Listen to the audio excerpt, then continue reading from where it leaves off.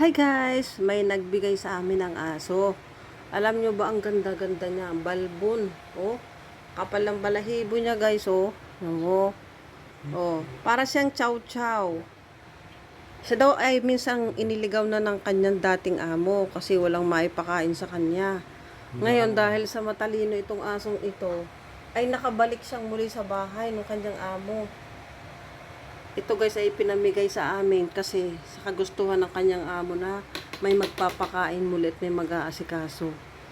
Umiiyak nga yung amo nito nung ibigay sa amin kasi nalulungkot din siya. Ayaw niyang mawala yung kanyang alaga sa kanya. Kaya lang, alam niyang wala siyang ipakakain. Kaya iyan guys, naawa kami. Kinuha namin tong aso. Ito napakabalbon. Ang kapal ng balahibo guys. Ang gandang aso. Yan, kinukutuhan nga namin. Nililiguan namin para bumalik yung dati niyang ganda.